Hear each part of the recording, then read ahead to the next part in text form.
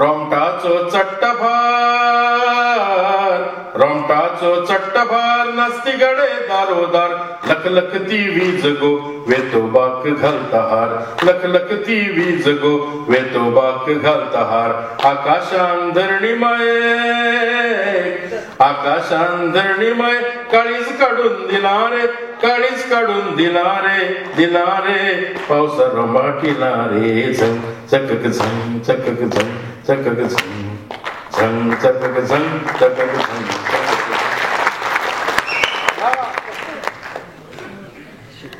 Somebody asked me, are you doing it only for the record?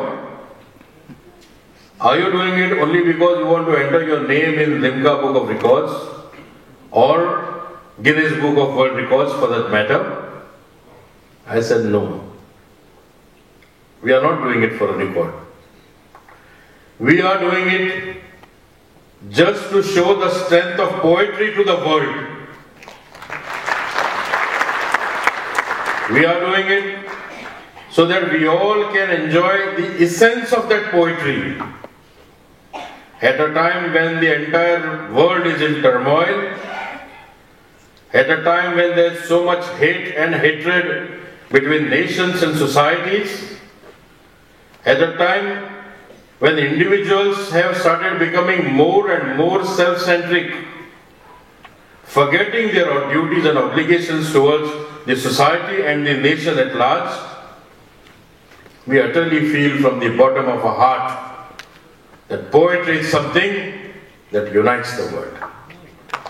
Poetry is something that unites the mankind.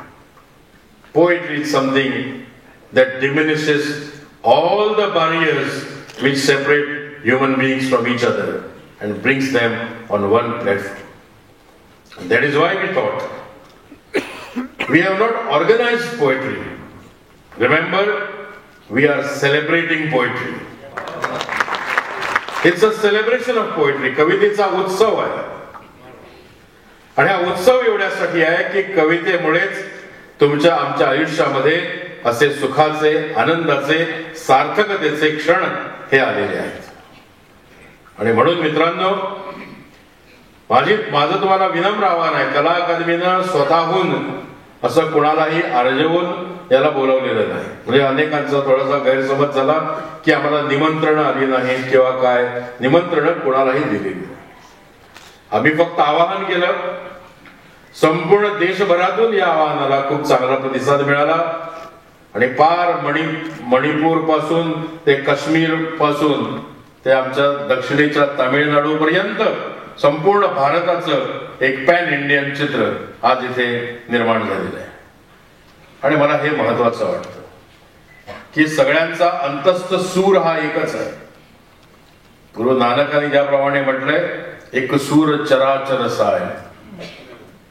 एकच सूर नांदत असतो संपूर्ण चराचरात.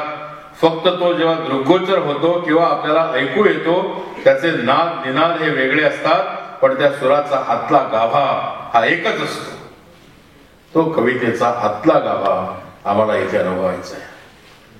आणि मी तुम्हा सर्वांना विनम्र प्रार्थना करतो की आता हे जे कवी संमेलन सुरू होईल ते अखंडितपणे असेल. एकूण 4 ठिकाणी स्टेज सजवण्यात आलेले आहे.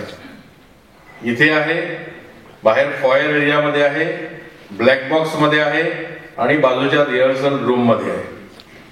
त्यामुळे इथला एक कार्यक्रम संपेपर्यंत दुसऱ्या ठिकाणी कार्यक्रम सुरू झालेला असेल, तिकडचा संपेपर्यंत तिसऱ्या ठिकाणी सुरू झालेला असेल आणि असं हे काव्यहोत्र 48 तास, जमलं तर 50 तास पुढे चालू राहील. म्हणून मी आपल्या सर्वांचं पुनश्च एकदा स्वागत करतो. त्याचं प्रयोजन मी सांगितलंय, फार काही बोलायचं नाही कारण आता कवितेलाच बोलू द्यायचं आहे. त्यामुळे कविता बोलत असताना वाघाची बुरबुर ही फारशी कोणाला सहन होणार नाही याची मला जाणीव आहे. तरी पण एक लेखक म्हणून आम्ही काय करतो, क्यों लिख रहे हैं, क्यों लिखते हैं, क्या एहसास करते हैं, इस पे थोड़ी सोच समझ होनी चाहिए. समूचे भारत से कविगण यहां पधारे हैं. कविता का उत्सव यहां मनाया जा रहा है. मैं केवल इतना ही चाहता हूं कि आपका 3 दिनों का वास्तव्य सुखकर हो। अगर कोई कमियां इसमें रह गई तो हमें माफ करना, गलतियां हमारी है, लेकिन पहली बार है तो गलतियां होने का भी संभव है।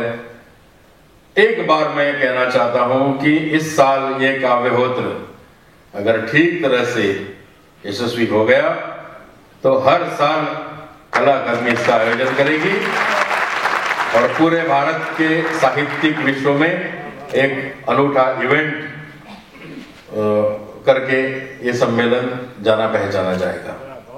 अंत में इतना ही कहता हूं कि हमारे लिखने का प्रयोजन क्या है, क्या देता है साहित्य हमें। वक्त के पिंजड़े का परिंदा है आदमी, वक्त के पिंजड़े का परिंदा है आदमी, कर रहा लिखाई इसलिए जिंदा है आदमी, कर रहा लिखाई इसलिए जिंदा है आदमी।